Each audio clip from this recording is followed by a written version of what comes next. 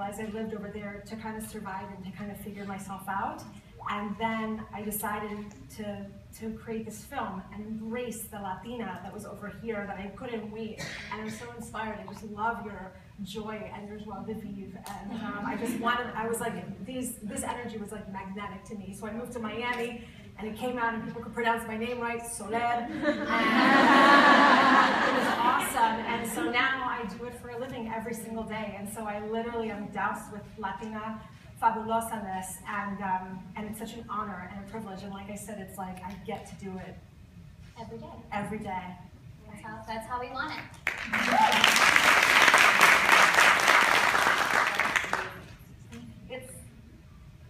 I don't know, for me what inspires me to be living Fabulosa and a Latina every day is I look at all of you guys and we're all Latinas, but we're all different. We share a lot of things in common, but we're all such different women, and for some reason I feel like society and the media has tried to stereotype us and be a certain kind of Latina, this sexy girl, this, you know, hourglass figure girl that is not, it's a beautiful thing, but it's not everyone, and it's not, it just kind of like pigeonholes who we are. So to me, like, what inspires me every day is to have my own personal style and to be this girl that doesn't just always have to be sexy all the time and doesn't always have to be submissive all the time. And I write songs where I'm angry or I can say whatever I want, and I'm lucky enough that the industry, I'm singing Spanish, so I'm in the Latin industry, that they're accepting it. But sometimes you encounter these people that just like, they won't bend, you know? They can't understand it, you know? So for me, living Fabulosa is kind of breaking those rules and showing the world that Latinas are so much more than just a hot bod, and you know, we're in such a spectrum of things, and to me that's what inspires me.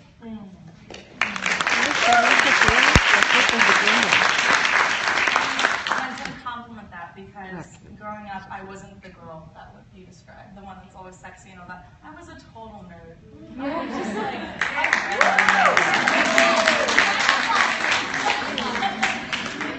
and so I remember there was a moment in high school when my friend was like, boys don't like smart girls. And I was like, I don't like that at all. But whatever, like, I have to, you know, do you, right? I was like, I'm going to do my thing. And I'm second generation. I forgot to even say where I'm from. I'm very proud of it that my family is from Mexico, that they've lived here now. I grew up with my parents who were like, I have a big fat Mexican family, like hardcore, tamales every Christmas. But my parents, they were the first to go to college, first generation here, and so they raised me around Peruvian friends and Colombian and Cuban, and then I went to Harvard and met the East Coast Dominicanos and the East Coast Colombians, and so there was so much richness to the variety that I grew up identifying. I was more pan-Latina than just Mexican. I love Mexican, but I like that we can all identify with the word Latina. And so that's one part of it, my identity culturally, but also my identity growing up. I was one of the few Latinas in my honors classes growing up. And so, then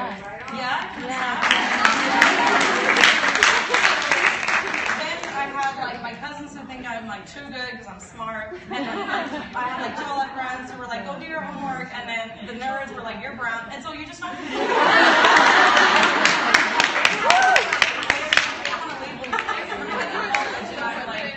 my Latino friends were like, do you even speak Spanish? I was like, oh my God, so there's layers to this identity. And then I grew up and got a job. And now I'm one of the few Latinas in the room, so one of the few women and then Latina. And so one of my good friends, Diana's here in the crowd. I'll give her a shout out. Megan, I went to Brown, she's amazing. And there'd be mornings when I tell her, I have this big meeting. I need them to really grasp what I'm pitching. Like, I need to get them on board with my plan, my strategy. Do I look too Latina? Is my hair too big? Are my hoops, should I get smaller earrings? Like, how do I make this work? And then there was a moment when I realized I have to embrace what makes me different. I have to embrace being fabulosa.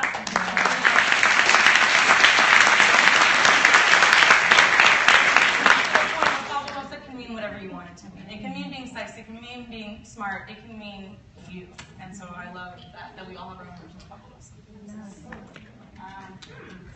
For me, it's definitely the happiness and the joy. It's like, I don't know about you guys, but you go to Washington Heights and you like do not meet a stranger, or you get like in a cab and you feel like you're talking to your dad or like your long lost uncle. Like, Latinos are never strangers. You know, we always find each other, whether the workplace or wherever it is, that we naturally have this sense of camaraderie. And I think being fabulosa is also just being unapologetic. Like, we're about to show up to Christmas, aka Noche Buena, and this get up right here. Like, American friends are like in jeans and like sneakers and t-shirts, and it's like, girl, where you on? It's like, it's Christmas.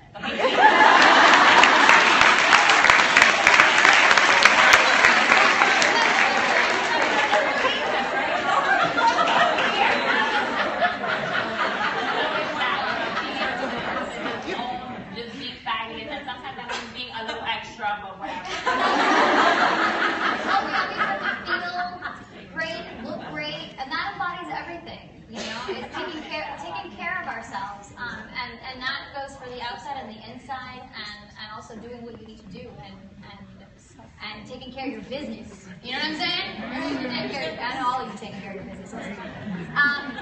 Well, we all know that our influence as Latinas in the U.S. is growing.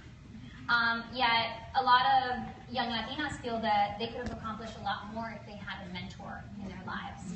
And we actually, Orgullosa just took a survey, and 86% of Latinas ages 20 to 39 said they would have liked a mentor in their lives, and probably think that they would have done better if they had one.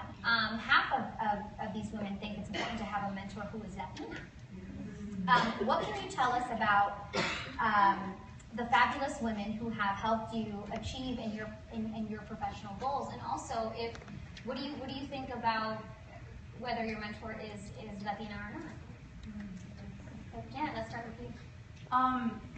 I've had different mentors for different stages of my life. Of course, I have my mom, who's like, you could be anything, do anything you want, porque tú eres la hija de Arelis. You know?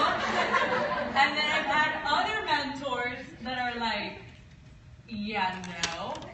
You have to work really hard, you know, and like we were talking before, I'm like, the best piece of advice I've ever got was actually from one of my dance teachers. And she was like, you can never think you're good. Because the moment that you think you're good, you're going to stop working. You know? And that's the best thing. And it's not even that I purposely think of it. It's like I'm the most self-critical and I'm the most self-aware. And I think having the balance of a mentor who's like, dream big, you can be anything you want, and the other one being like, you got to work hard for it and do not settle for mediocrity. You know, and although you want to be the best, doesn't mean you are right now. There's a certain always work hard and always do that. So yeah, and about Latinas, I mean, for example, growing up, I saw how, I was born here, but my mom came from Dominican Republic, like most of our parents, when she was 25 years old, 26, not knowing any English. And me and my brother don't know what it is to want. As in, we went to great schools. I don't know what it is to want. So the fact that she came at 26, not like from a different country, not knowing the language, and was able to provide all that for me, that I feel like there's a certain type of thing. And like what you were saying, that it's like, okay, I was born in Miami, so it's different. Everyone, if you're white, you're kind of like the outsider in Miami. But the fact that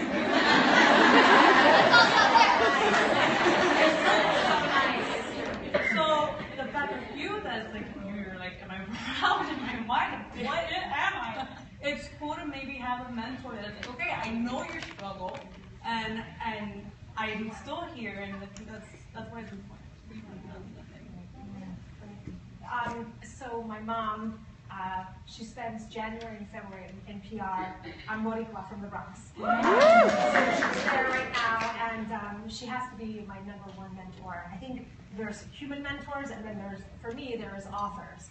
And so my mom, like right before this, she said, we're counting the minutes, Denise. What channel do we need to watch to see you tonight? And I'm like, no, I don't know, but I love you, and thank you for remembering me, and we'll send you pictures, and she can't wait to hear the download, you know? And boy, when you guys see my film, you'll see I have the strongest mother who went through a lot, and it's hard not to be her daughter and think I can handle anything. And I'm going to be the crier, I think.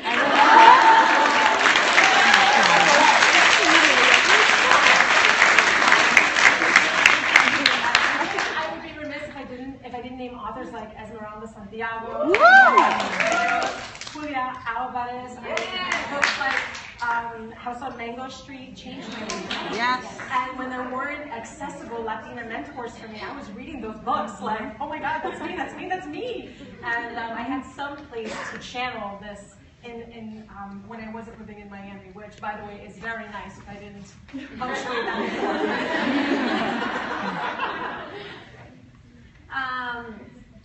For me, I grew up in a family where women can't, or you can't because you're a girl was not a phrase I ever heard. Like a lot of, or all of the women in my family are professionals and they have careers that they love, and they're all women working in a man's world. So I was telling you, my sister is a programmer in San Francisco. My mom is a biologist. My aunt's an engineer. My cousin's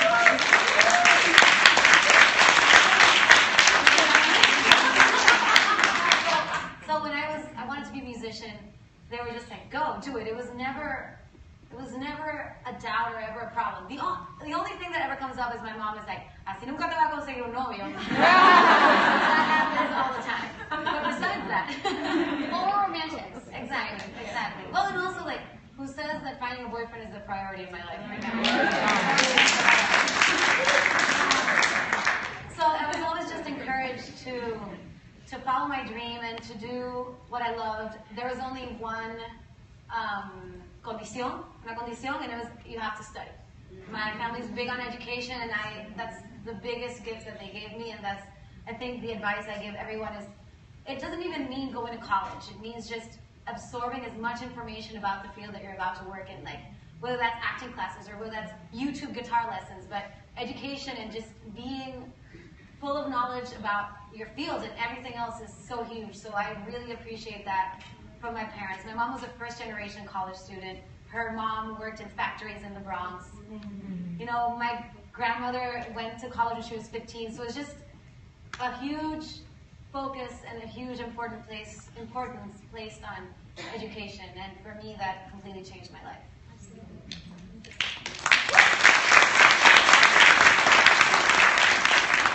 About moms and the role they play.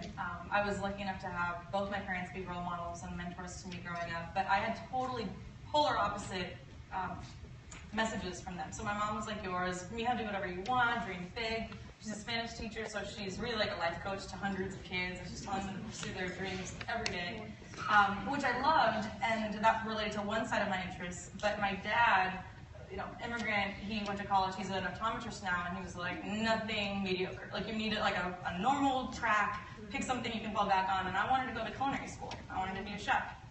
I used to decorate cakes at bakeries growing up, totally before my Google life. Like, I was baking girl, and I lived in a chef's cut every day, and that was my passion.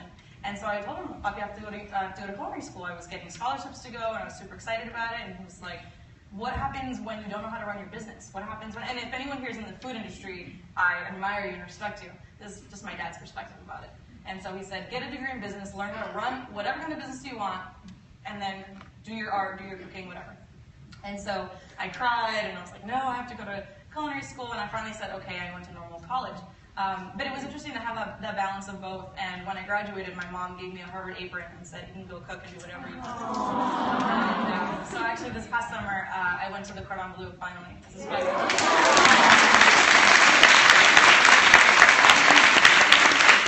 think the role of family is so important. I'm so glad that many of us in different ways, and it may not be your mom, maybe it's a tia or a grandfather, whoever that may be. That was really important and foundational in my life, definitely, because a lot of my friends didn't have parents who could give them advice like that. So my parents were the mentors to everyone in my classes. I remember having my friends come over with their parents, and my parents explained to them why they need to apply for financial aid, or why you shouldn't be afraid of loans, things like that. So if anyone's tweeting this, my dad is at Don Adolfo. But when I got to college, though, it was a whole different playing field. I went to public school, very proud of going to public school, high school, but college was very different for me.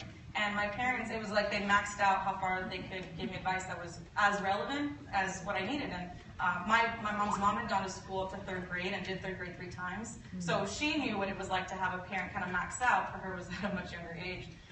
But anyway, a friend of mine in school was here, another friend, I recruited all my friends to come, Bianca Gavan, a good friend of mine.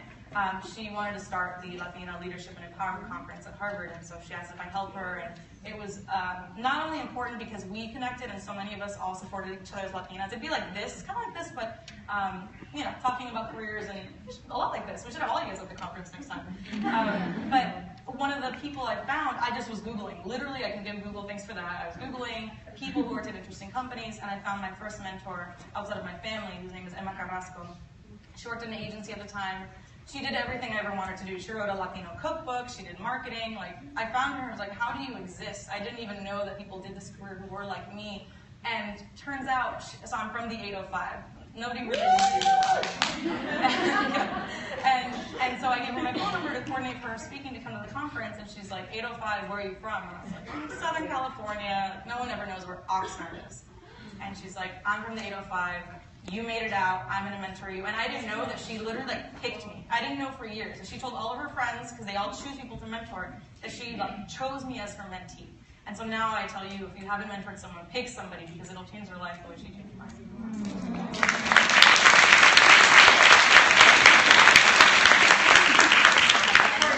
I think mentors are so important because they give us an outside perspective. You know, like a lot of you said, our family, they're naturally going to support everything that we do and think that anything, any idea we have is going to be the best one, and everything that we can do no wrong in their eyes. Like, literally, I could probably rob a bank, and my grandfather would be like, you know what, you're so smart for getting away with it. Oh my God, how did you do that? So, you know, it was important for me. It was important for me to have mentors, you know, like Roseanne, to remind me, okay, you know, when you go into meetings, you need to turn the Bronx off, and you need to turn the boardroom on, you know, and just give you those critiques that, unfortunately, my family, you know, couldn't give me at the time.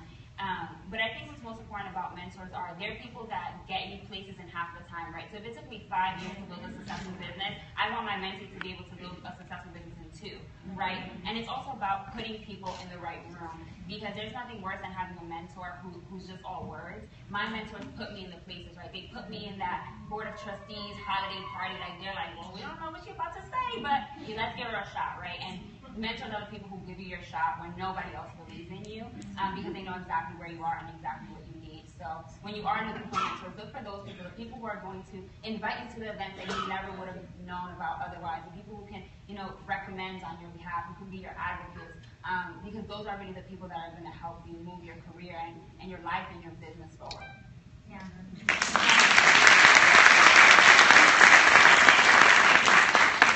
Really important that you just said is what qualities that you look for in a mentor, right? I think that for me, if I can speak, you guys. No, I love everything that you guys are saying. It's so funny. I'm sitting here and I'm saying I agree with that, I agree with this, I agree with that. So this is why we're sitting here, is that so we can get this knowledge and connect it with what we've been feeling and expand, right? So for me, I feel like the only missed opportunity that you have is to not look for something to inspire you, not look for a mentor, right? I feel like, yes, I started off with my mother and seeing her strength. But then as I grew older and, you know, like you guys said, their knowledge was great for a time, and then you move on and you find inspiration elsewhere. You find them in books, you find them in different people who are doing some of the work that you're doing. So just never stop looking, because every moment in your life you're going to find different people to inspire you, different people that are doing what you want to do. I always want to know about everybody who's doing what I'm doing and how they're doing it and why they did it, and I always want to either emulate or follow some sort of step. So I think that's important. What are some of the qualities that you guys look for, and so we can give our audience some of those things to look out for? Well, I mean, just like you, I mean, sometimes I try to channel a Latina woman who made a movie about herself, because, like, sometimes it feels like the biggest mistake of my life. But because it's so personal, that's what I mean. Like, my whole life is in this film, and then so who I seek are other Latinas that know what it's like to like break this rule about saying too much about yourself. And because my non-Latino friends won't understand that subtlety, and they won't understand that my mom has yet to see my film, and I am afraid the day that she sees it. I really hope she loves it. And but only our sisters know about those nuances in our culture. And So, what question was I answering? I'm totally Oh, right. So another quality that Janet and I had a chance to talk before this, and I just love you for saying this, is I'm looking for somebody that made a lot of mistakes. And I don't mean to steal your answer, but I was thinking about that before, and I was like, wow, that is so cool. My respect for you just like went straight up, because I think I admire strong women that will admit failures and then get right back up again and go at it again. I mean, to me, we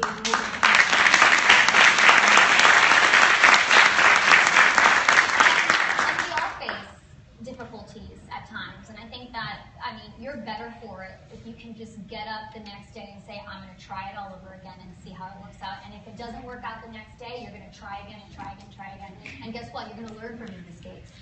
And you're gonna, and if it deters you and you don't want to do it anymore, then go on to something else, because maybe you shouldn't be doing that, right? What inspires you to continue pursuing what you love most? And I want you guys to share maybe some wisdom to pass on to others. So I had a very traumatic month. So 2 weeks ago I got laid off. My grandma does not know this is on Tuesday. And she thinks I'm on vacation here. So I got laid off 2 weeks ago, right? And it's like, okay, so I had this wonderful marketing career. I was a marketing manager at 25, and I was like living the dream. Then I got laid off, right? And it's just like, before my eyes, everything that my grandma and my mom and my aunt and everyone that loved me ever told me just like flashed before my eyes. I'm like, damn, like, I let you guys down, right? I'm supposed to be the girl who made it out the Bronx and like has this fabulous career, and here I am unemployed, like not sure about what I'm gonna do next. And I think that's why the branding news is so important. But because I had a personal brand and I wrote a book and I did all these things, I wasn't worried about finances because I knew I'd be okay, but I was more worried about, how's my family going to feel? I just moved to Atlanta, so how are you going to pay rent? How are you going to, there's all these questions that are going to come. And I think being able to move forward and know that you have this freedom and independence living in your passion is something that I took for granted until 2 weeks ago, So that's why I always encourage everyone. If you want to be a makeup artist, if you want to dance, whatever it is that you want to do it and do it unapologetically, because that's really what's going to save your behind when the traditional 9 to 5 that has been pushed on us for so long fails you.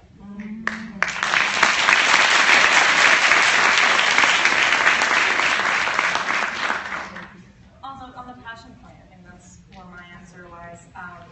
I grew up with my family always encouraging us to volunteer and to give into the community and be part of something bigger than ourselves, and to help those who didn't have access to resources or an education, things like that. And so I found a way to weave that into my career, and it's hard sometimes because it's a new space. When the question, like, what do you look for in a mentor, I like to find people who've done things that haven't been done before and why they felt like they could do it and how did they fail. But I can meet people who've done things that go along the status quo, but when you're launching something new, a new venture, a new department, a new book, whatever it is, like, what will help you get over that fear? Because I deal with that every day.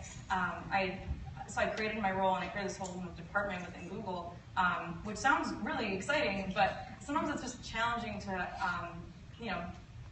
it could be anything that you're pitching, if it's your idea, your business, whatever. And I know, I almost forgot the question. You get in the zone, you like black out of here. Yeah, and then I get in this, and I'm like, that's awesome. It's why we do what we do, right? It's why we do what we do. Okay, yeah. so the ending to my story. Just go on, I'll stop you. Okay. So I was saying, it's hard because it can be challenging, but often I refer to, like, if I don't do it, who will? And there may be someone who comes after me, and there could have been someone before me, but I think that I'm fortunate enough to be in a space where I know I'll never be done. And that alone tells me that I have much, much more to do. And I love that in my work. So one of the things, I started my team and my role, but I also started as a Latino Googler network. So I wanted to get all the Latinos to know each other and find community, and more importantly, work together to impact the community, because I think we all have a sense of giving back. I think it's part of Latino culture. There's calor in the music and the fun, but also in just helping each other out as much as we can. And so that was a big objective of mine, is to make sure that we as a community we're involved externally into helping people, like I said, using technology, teaching kids to code, different things like that. And that has allowed me to mentor a lot of people and to be mentored as well. But I've been mentored by so many people, and the only way I can thank them is by paying that forward. And so I like that in my work. You know, I'm drawn into it more and more, despite how challenging it can get, because I'm growing, there's more to do, and people can come along with me. So that makes sense. This is just like a really beautiful. I know. We have to know that we have a responsibility with our community, you know, and that's that kind of thing. It's you're not just living for yourself. I mean, yeah, you have to live for yourself, and you have to, you know, do for yourself before you can help others. But once you hit that point and you feel like you have a bit of a grasp on who you are and how you can help, you gotta share that knowledge, you gotta share that love, and you gotta support others. I think that's the only way that we're really gonna, you know, raise up.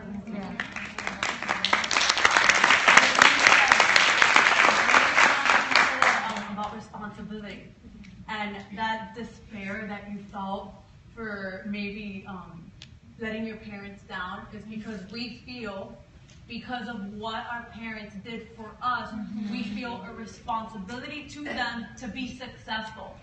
And that once we do that, it's almost like for the sacrifices that they did for us, we know we not only hold a responsibility for them, but hold a responsibility to make whatever's around us better. Yeah, and I think that is. That's such a good point, because, you know, my grandma didn't, you know, get far in grade school. I think maybe like 6th grade, maybe. And I remember growing up, she would always say, I just wanted to be a businesswoman. Like, I just wanted to wear a skirt suit and like have a little briefcase and go to an office. She's like, I don't care if I was answering the phone or whatever. But I just wanted to feel important, you know. And it's like my career helped her feel important.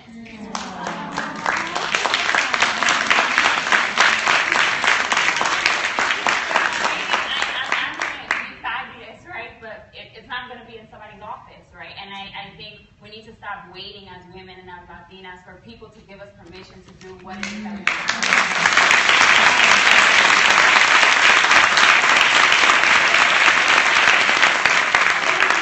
Like a road, like the most bomb Latina bloggers. We have a stylist. She owns a mobile boutique. Literally, a boutique will pull up to your wherever you are. There's so many women that do amazing things, and Janet like started a phenomenon. It's like, okay, what if those women were still waiting, right? These things wouldn't exist. So it should stop waiting for the degree and the time and the wait, and like yo está muerta by the time you guys you know, we really have to stop waiting as the culture and as women for people to give us a shot. But we need opportunities like this, and that's why I want to thank Orgullosa for giving us this chance to share this, because I have been sitting out there more than I've ever been sitting up here. And for every time I sat out there, I thought, man, if she can do it, I can do it. And if she talked like, this is what I'm going to say when I get my chance. And I did, and you can, and we will. Absolutely.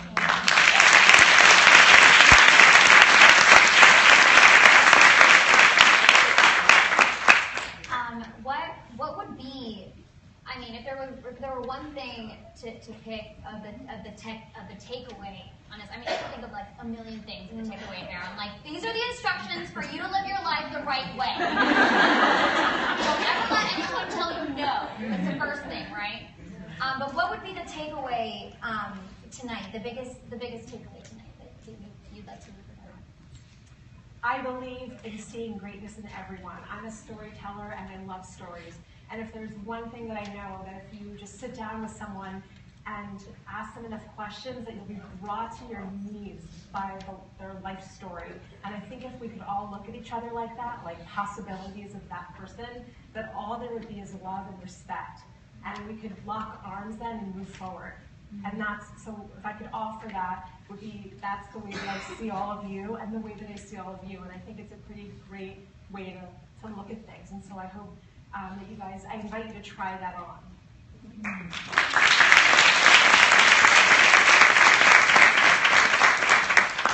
Who wants to go next? Advice that was once given to me, and I think will be a theme in the session I want to share, by someone who's not a Latino, a male actually. He told me once, he was asking about the work I do, and he said, "Don't be subtle." And it was just one line that I've thought about a lot. And so now whenever I'm a little nervous or waiting for permission, I'm like, don't be subtle, just go for it. And I think it also applies to mentors and finding mentors, because how many of you haven't found the mentor who you think is like right for you? I think we're on here sharing about the successful, amazing mentors we've met and how we feel really empowered by that. And some of you didn't raise your hand, and that's okay. But I think how to find a mentor, some of you are like, okay, I'm going to leave here and I don't have the plan. How do I find the mentor? I think it really comes down to not being subtle and sharing what your passions are, what your dreams are, and just sharing what you can't really think and want, because that's the only way someone's going to know that they have an experience that they can share. Like, there might be someone out here who wants to start a dance company that has like meeting Janet now. It's like, I wish I could talk to her. Send her a tweet. I've been tweeting with her this week. Right? Like, find the way to connect. Find that way to establish that that point of connection that's going to build a relationship out of. And my mentor, the last piece of advice she once told me was, you're the average of the 5 people you spend the most time with. And it may not be time like this sitting next to each other, but just the people you make mental space for, right? That you like allow into your life. And that's something I think about a lot, because some of my average isn't quite so high because I'm spending time around people who drain me or say no too much. And those people exist, and some of them are not malicious, some of them are haters, like you just never know. But if you can increase the people, like the energy that's coming into your life, and not being subtle with them, telling them what you want to do and not being afraid to share that.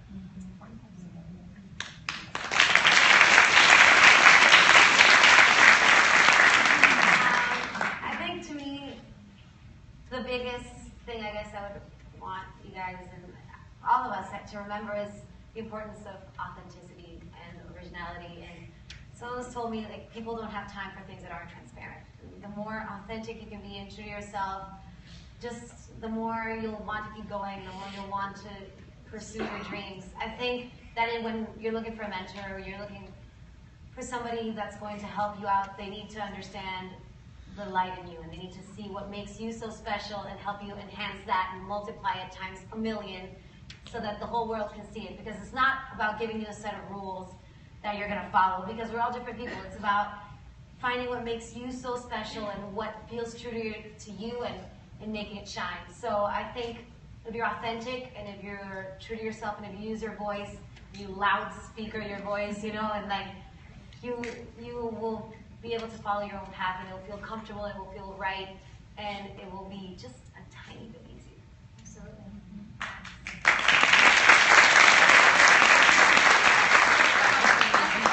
I want to harp on that a little bit, and the importance of, when you find something that you want to do, and you find a purpose that you say, maybe I can contribute to that. Don't ever think, oh, that's been done. Don't waste your time, for those scientists out there and somebody creating something new, absolutely, create something new and be original, but it's already been done, yes, but it hasn't been done by you, right? So you can bring something so incredibly special, so incredibly different. So don't waste your time thinking, oh, it's already been done, I can't tap into that. Yes, you can. Who says you can't? I think that's always important to remember, because when I was trying to find myself and my purpose, I was saying, well, I can't do it like that. I can't do it this way. No, but I can do it my way. And you'll find that maybe your way is fabulosa, really, or fabuloso. Sorry, little. And then I think that for me, and I want to leave you guys with this, is when I say finding purpose, and when I say, and when these women say use your voice. We have such strong voices, no matter who we are, we can use them. And always feel like you are part of something. You are just here. You are a human being, you are part of this earth, you are part of this community. Your voice is important. You can be heard, so use it. That goes in allowing yourself to be active in many ways. I don't want to sound but be politically active. I urge all of you to use your political muscle, because you have one. We need to clap for this.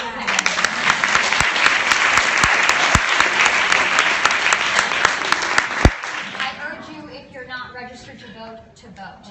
I urge you, if you haven't looked around your community and where you live and realized that you can contribute in some way, I urge you to look in a way that you can be proactive, that you can be helpful. We have to live in a world where we care about something. And I'm sure we all do. We all care about something. So be active socially, be active politically, be involved in your lives. That's what I have to say. Is anyone, Janet?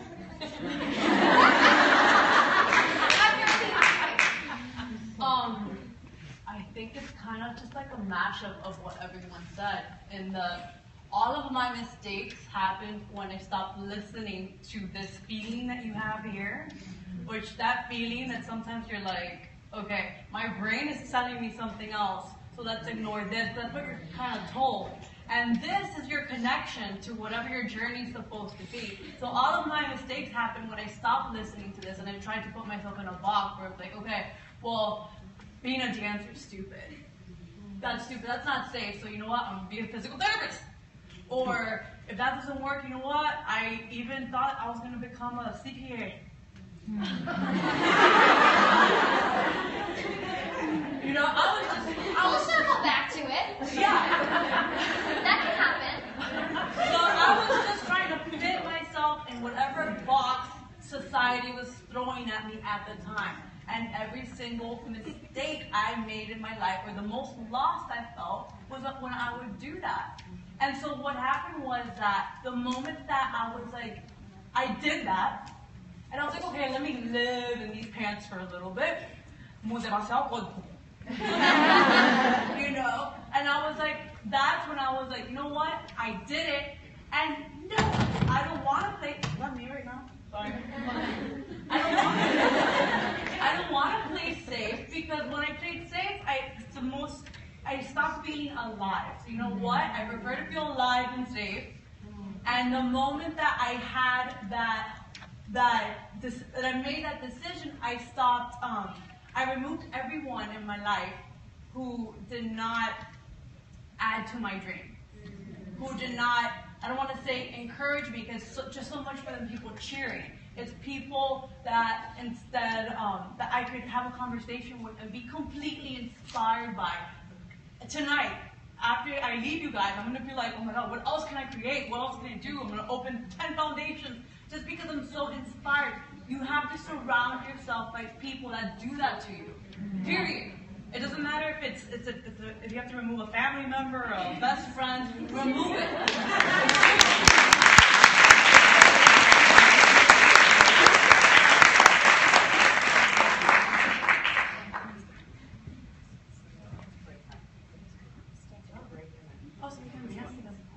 Oh, fantastic. I want to participate in whatever I can. That's another thing. I mean, just go out and do everything. My gosh. If there's anything that I've learned is just to go out there and try it. Even if you're, whatever, you may find that you're not very good at lacrosse. That's okay. I felt part of a team. It's okay if I didn't make any goals. And if I got checked in the face a lot. But I went out and I tried it. You know, and it's just like, just don't limit yourselves, right? Well, I have had such a wonderful time talking to you guys. I really feel like you are my hermanas. Is that me insert the Spanish?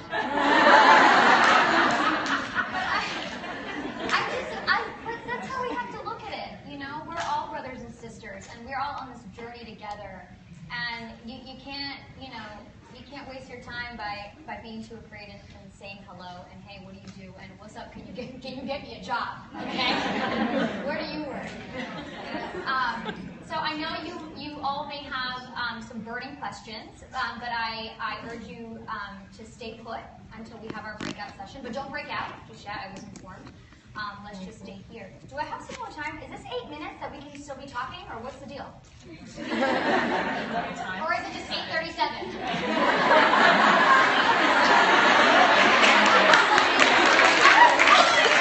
You'll never give me this job again. Gracias por su interés. I'm going to give instructions.